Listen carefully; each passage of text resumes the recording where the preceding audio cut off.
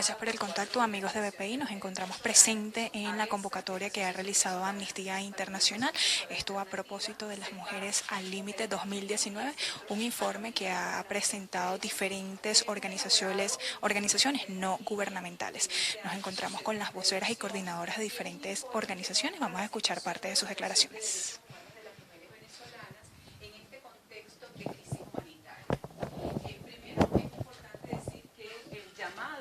Fundamental de nuestro informe es hacer una solicitud a todos los actores políticos, a las autoridades estatales y a la sociedad civil, porque urge la construcción y la implementación de planes y políticas que garanticen una vida digna para las mujeres, que además redundaría, por supuesto, en la recuperación económica, política y social del país. Las mujeres somos el 50% de la población.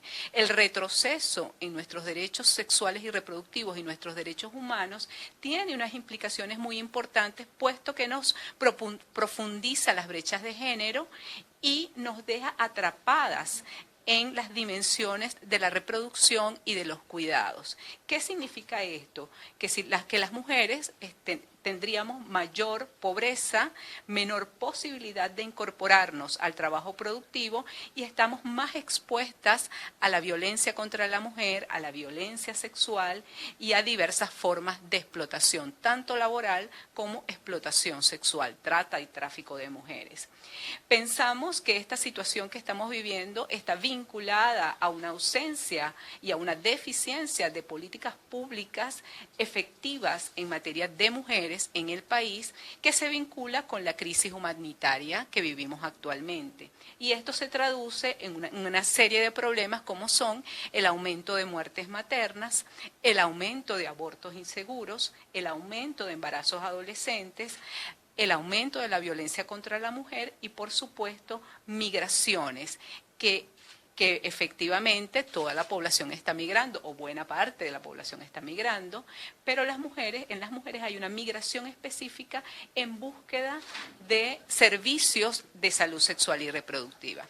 Algunos de los datos que nos parece importante compartir con ustedes en este momento y que están reflejados en el informe derivan de estudios que hemos tenido que realizar las organizaciones, toda vez que hay una ausencia de cifras oficiales en diversos temas, incluidos los temas de mujeres. Realizamos, por ejemplo, un estudio en 5 ciudades importantes del país durante el periodo agosto a diciembre del año 2018, en los que exploramos el índice de abastecimiento o el índice de escasez de métodos anticonceptivos en 151 farmacias y que encontramos que existe un índice de escasez de métodos anticonceptivos de entre el 80 y el 90%. El método anticonceptivo que está más accesible son los condones, pero hay un desabastecimiento del 52% en farmacias. Además, esto hay que señalar que el tema de los costos lo hace inaccesible a determinadas personas. Paralelo a esta situación de dificultad de acceso a las farmacias, tenemos que en los hospitales, en 4 hospitales donde hicimos un sondeo sobre su situación, también evaluamos la disponibilidad de métodos anticonceptivos y encontramos que la dotación era insuficiente e irregular. De manera que está difícil, ¿verdad?, controlar la reproducción si no podemos comprar nuestros métodos anticonceptivos y si tampoco estos son garantizados por parte del Estado venezolano en sus instituciones públicas. Nos preocupa enormemente la existencia de esterilizaciones quirúrgicas dentro del Plan Quirúrgico Nacional, que es un plan que viene desarrollando el Estado venezolano desde el año 2014 y que no tenemos información específica sobre la forma en que se viene realizando este plan. No quedan registrados en los hospitales donde se implementa el plan las historias clínicas de las mujeres que han sido sometidas a esta intervención y preocupa también que las mujeres pueden estar tomando la decisión de someterse a esta intervención que es irreversible sin tener en cuenta sin que se hayan tomado en cuenta todos los protocolos de salud requeridos y sin que tengan otra opción. Si bien la esterilización quirúrgica es un método válido, la idea es que las mujeres tengamos diversidad de opciones para elegir con libertad el método anticonceptivo que debamos utilizar y no que tomemos la decisión por estar desesperadas, por carecer de otras opciones. Por otra parte, el tema de embarazo adolescente sigue siendo una preocupación y lo volvemos a reflejar en este informe. Venezuela en este momento está, de acuerdo al informe del Estado de la Población Mundial del Fondo de Población para el año 2019, nos ubicamos en el tercer país con mayor índice de embarazos adolescentes de la región y con una cifra de 95 madres adolescentes por cada 1.000 adolescentes entre 15 y 19 años. Los datos que nosotras exploramos en 4 hospitales del país ratifican estas cifras publicadas por el Fondo de Población, toda vez que encontramos que del total de partos en estas 4 instituciones hospitalarias, el 27% de ellos eran de madres de 13 a 19 años. Y en los hospitales ubicados en zonas más empobrecidas, el porcentaje aumenta a 29%, lo que confirma la tendencia de que en zonas populares el embarazo adolescente muestra cifras más altas. Y finalmente, un dato no menos importante es el dato vinculado a los abortos que se están presentando en el país. Encontramos en estos 4 hospitales 15 abortos diarios. Por cada 4 partos se registró un aborto. Estos abortos, unos son espontáneos y otros son inducidos. Los abortos espontáneos están vinculados a deficiencias nutricionales de las madres embarazadas o a falta de atención prenatal. Y los inducidos están vinculados a la falta de acceso a métodos anticonceptivos y, por supuesto, esto genera embarazos no deseados. Y ante embarazos no deseados, en Venezuela y en cualquier parte del mundo, despenalizado o no el aborto, se van a producir abortos inseguros. Y un dato importantísimo que nos alarmó muchísimo y es que en el estado Carabobo se reportaron 4 abortos en niñas menores de 12 años. Esto, por supuesto, que da cuenta, muy probablemente, de situaciones de abuso sexual, de violación sexual, que han dejado a estas niñas embarazadas. Le cedo la palabra a mi compañera Luisa para que les comente sobre otros datos importantes de este informe. Sí, gracias. Buenos días. Gracias por venir a esta cita hoy. Voy a comenzar diciendo, voy a hablar sobre el tema de mortalidad materna. Lo primero que debo decir es que en este mes de mayo se cumplen 2 años desde la última vez que el Ministerio de Salud publicó el boletín epidemiológico con cifras de mortalidad materna. Desde entonces, el Ministerio no publica las cifras. Entonces, una de nuestras exigencias es que el Ministerio de Salud tiene que hacer públicas las cifras para saber la situación real de lo que está ocurriendo con las mujeres, con muchas otras cifras también, pero en el caso particular que nos convoca, con la mortalidad materna, no sabemos qué está ocurriendo. Como bien explicaba mi compañera, en razón de eso, nosotras, nuestras organizaciones, realizaron este estudio, esta observación de 4 instituciones hospitalarias, que son la Maternidad Concepción Palacios, el Hospital Victorino Santaella, la Ciudad Hospitalaria Enrique Tejera en Valencia y la Maternidad del Sur en Valencia, donde pudimos obtener estos datos, particularmente en el caso de mortalidad materna, que confirma que la mortalidad materna sigue en alza en este país. Según el Fondo de Poblaciones, Venezuela se ubica en el grupo de países con una mortalidad materna entre 100 y 299 muertes maternas por 100.000 nacidos vivos registrados. Hay que tomar en cuenta que para el año 2015, el mismo Fondo de Poblaciones ubicaba a Venezuela con 95 muertes maternas por 100.000 nacidos vivos registrados. Entonces ahí vemos que hay un aumento. Esta es una situación que debe atenderse oportunamente.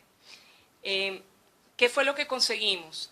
La mortalidad materna en Venezuela está asociada a las condiciones de precariedad que observamos en los centros hospitalarios.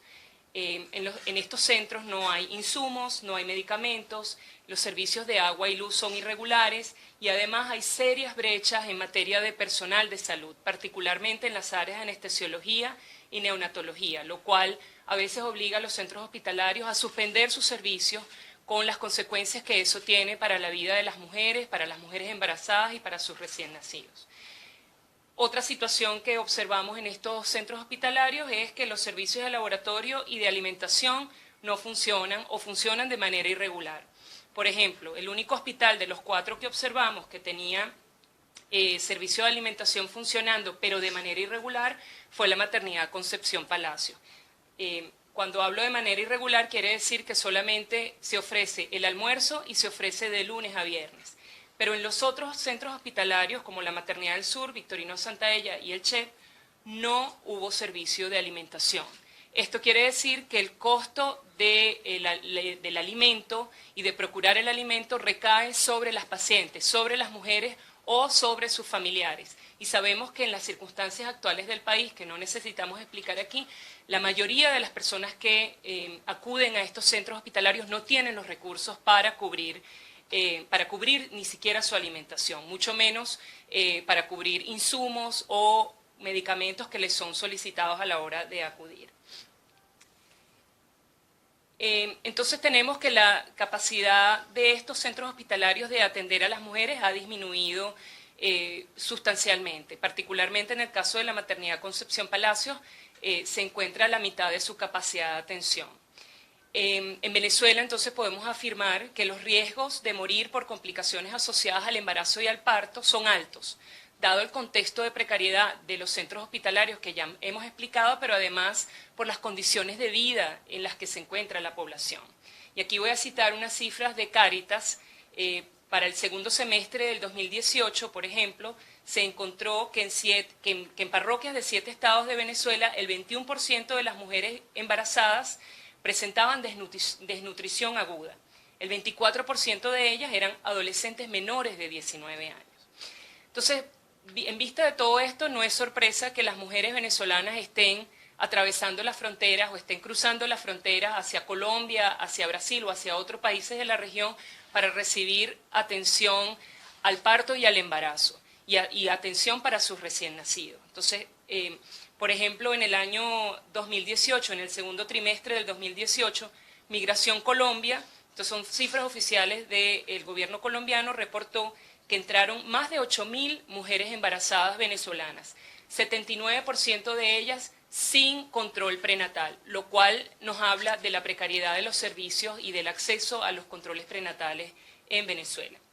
Y por su parte, el estado fronterizo de Roraima, en Brasil, entre enero de 2017 y marzo del 2018, se reportó que el 10% de todos los partos fueron de madres venezolanas. Y además, durante el 2017, 3 de cada 4 abortos realizados por la organización Profamilia en Colombia a extranjeras fueron realizados a mujeres venezolanas. Es de suma urgencia entonces que las políticas oficiales atiendan aspectos estructurales y sistémicos que impiden al personal y a los establecimientos de salud atender y prevenir las muertes maternas y dar atención debida a las mujeres embarazadas. Voy a tocar otro punto que también está incluido en el informe y que es la situación por la que están atravesando las mujeres, adolescentes y niñas indígenas, las cuales siguen estando invisibles a pesar de que la emergencia humanitaria compleja tiene efectos devastadores en sus vidas. A ello se suman los riesgos que están enfrentando actualmente de explotación sexual y esclavitud que se están observando por la falta de alimentos y medicamentos y servicios de atención a la salud, y todo esto muy particularmente exacerbado en la zona, en el contexto del arco minero del Orinoco. Las niñas, mujeres y adolescentes indígenas en esa región son explotadas sexual y laboralmente, y muchas de ellas viven en condiciones de esclavitud. Existen espacios de prostitución en los que se compran mujeres, niñas y adolescentes, quienes además son violadas, maltratadas y obligadas a involucrarse en actividades criminales por militares, mineros o grupos armados. Estas situaciones necesitan recibir respuestas oportunas por parte del Estado y además necesitan que las sigamos visibilizando. En ese sentido, voy a reiterar un poco lo que dijo mi compañera Magdimar.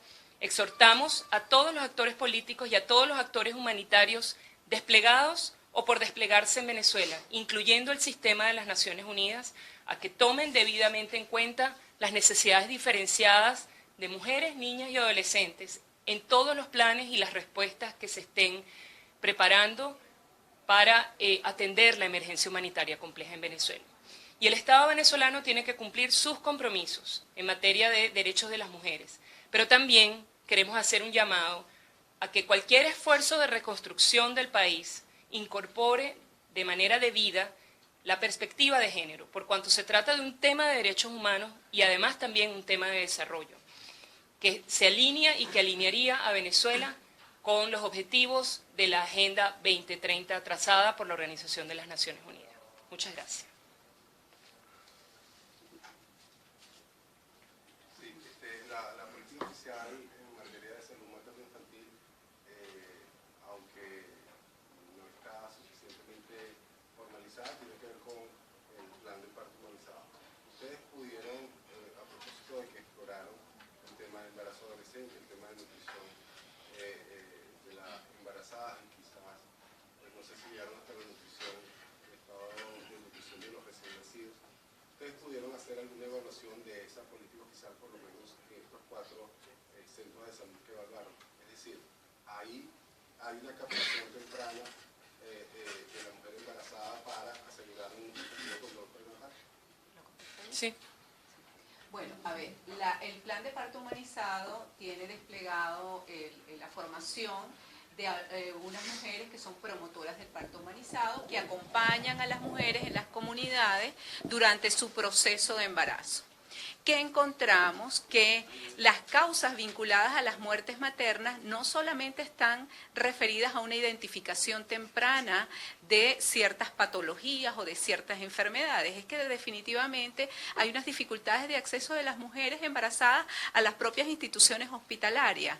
Por ejemplo, ¿cómo hace una mujer embarazada en una ciudad como Valencia, con graves dificultades de transporte, de trasladarse de unas de las comunidades si no hay transporte público para llegar a la maternidad del sur, por ejemplo?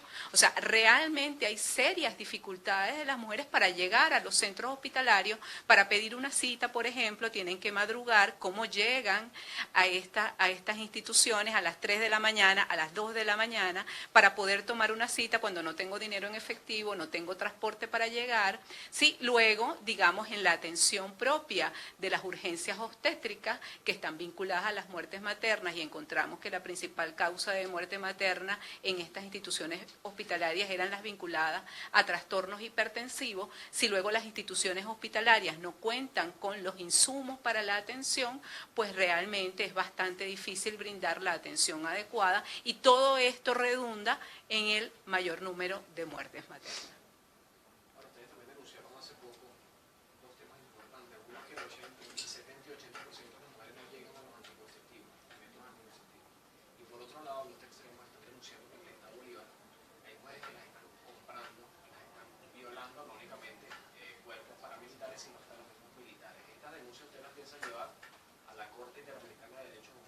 ¿Se sabe realmente a nivel internacional? Bueno, para nosotras estamos elaborando estos informes justamente para hacer pública esta información, para contar, bueno, sobre este índice de escasez de métodos anticonceptivos y sobre todo esta situación de violencia que estamos viviendo las mujeres, particularmente la violencia sexual y en las zonas fronterizas. Definitivamente estos informes van a ser divulgados, este informe va a ser divulgado y se lo vamos a hacer llegar a diferentes instancias, tanto nacionales como internacionales, para que los datos sean tomados en cuenta. Aparte de la elaboración del informe, ¿hay algún tipo de plan que ustedes han venido manejando de cara pues, a la crisis humanitaria en relación a las mujeres? Bueno, fundamentalmente nuestro trabajo es documentar y denunciar. Por supuesto que siempre tenemos la voluntad de participar en cualquier tipo de respuesta, pero la labor de la sociedad civil y particularmente de las organizaciones de mujeres en el contexto de la emergencia humanitaria compleja es documentar lo que está ocurriendo, visibilizar situaciones como lo que está pasando con las mujeres y las niñas indígenas y como lo que está pasando con la escasez de anticonceptivos ante el silencio del Estado venezolano. Es responsabilidad del Estado publicar las cifras, es responsabilidad del Estado investigar estos casos, es responsabilidad del Estado asegurar que en las farmacias y en los centros hospitalarios haya disponibilidad de métodos de planificación familiar y los insumos y los medicamentos necesarios para atender a las mujeres embarazadas, a sus recién nacidos, las emergencias obstétricas, en fin. La labor de nosotras es documentar y denunciar. Queda de parte del Estado tomar los correctivos necesarios e investigar estas situaciones para castigar a quien haya que castigar en los casos de violencia sexual y de explotación. Sin embargo, yo quisiera complementar que muchas organizaciones de la sociedad civil que hemos venido denunciando la situación de emergencia humanitaria desde hace muchísimos años, estamos incorporadas, por supuesto, a los diversos programas que se vienen desarrollando, bien sea con el apoyo de Naciones Unidas para contribuir a brindar servicios, para traer medicamentos y para colaborar con la recuperación, por supuesto, del país y con toda esta situación que se está viviendo en la emergencia humanitaria. Marimar, a propósito de esto último que acabas de decir, ¿tiene información sobre si hay perspectiva de género desde el punto de vista de ustedes suficiente e integral en la administración de la ayuda humanitaria que está llegando? ¿Hay perspectiva de género? ¿Se está atendiendo las necesidades en materia de salud sexual y reproductiva? Pues, en esta ayuda que está llegando, que ya está aquí. Sí, en este momento nuestra labor en muchas reuniones ha sido justamente esa, mostrar que es necesaria la perspectiva de género y efectivamente se ha estado dando prioridad, por ejemplo, a mujeres embarazadas, adolescentes, que es importante identificar las poblaciones más vulnerables dentro de las mujeres, pero no solamente es un tema de identificar poblaciones, sino que además el diseño de la estrategia misma tiene que estar considerada. Por ejemplo, una de las cosas que recomendamos nosotras en nuestro informe es que hay que recuperar hospitales, eso está fantástico, pero también es importante recuperar centros de atención primaria a donde pueden acceder las mujeres para descongestionar los hospitales y hacer más efectiva la atención, por ejemplo, de salud sexual y reproductiva, prevenir embarazos adolescentes porque pueden haber servicios, debería haber dotación de métodos anticonceptivos y evidentemente eso también contribuiría a descongestionar hospitales y disminuiría de alguna manera las muertes maternas. O sea, definitivamente sí estamos insistiendo en cuáles serían las líneas a seguir para que haya una perspectiva de género en la ayuda. Están implementándose los programas, la ayuda, digamos, aún no está desarrollada a toda digamos, a todo ancho y largo del país. O sea, aún todavía se están desarrollando las propuestas y se están haciendo las labores de coordinación. Es la información que nosotras manejamos. Bueno, se está hablando sobre un intento de cambio de gobierno, cambio de política, y ustedes han hecho énfasis en que toda transición tenga y pase por los temas de violencia de género y derechos de las mujeres. Me pregunto, ¿ustedes han podido ver, revisar o incluso conversar con este nuevo sector que está allí pues disputándose el tema político para saber si ellos tienen dentro de sus planes incorporar lo que ustedes han denunciado y que ha sido bastante importante desde lo que ustedes nos muestran hoy? Nosotros desde la sociedad civil y particularmente... Bien, escuchamos parte de las declaraciones de las coordinadoras de ABESA y Mujeres al Límite de Asociación Civil, quienes hacían referencia acerca del informe que van a entregar a las diferentes organizaciones internacionales para llevar a cabo la situación de emergencia humanitaria en el tema de las mujeres y sus derechos. Denunciaban pues parte de abortos, violaciones, abusos y también hacían referencia a la situación presentada en la frontera, parte de la crisis migratoria que se está viviendo en el país, que ha afectado pues a las mujeres. Esto es parte de la información que nosotros hasta ahora podemos suministrarles. Sin embargo, vamos a continuar pues mantenidos a la señal de BPI desde Caracas, Venezuela, y para BPI TV, Leonay Díaz.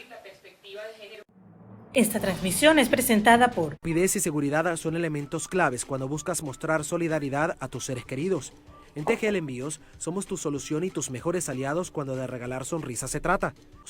En TGL Envíos, tú lo eliges, nosotros hacemos el resto. Salvador Peluquería. Visítanos en Maracaibo, Ciudad Ojeda, Acarigua, Santa Bárbara del Zulia, Paraguaná, Panamá, República Dominicana, Miami, Curazao y próximamente en Italia. Only for Men. Centro San Ignacio, nivel Blandín, Caracas. Te lo llevo desde USA.com. Estamos ubicados en 8386 Northwest de la calle 68 del Doral, Miami.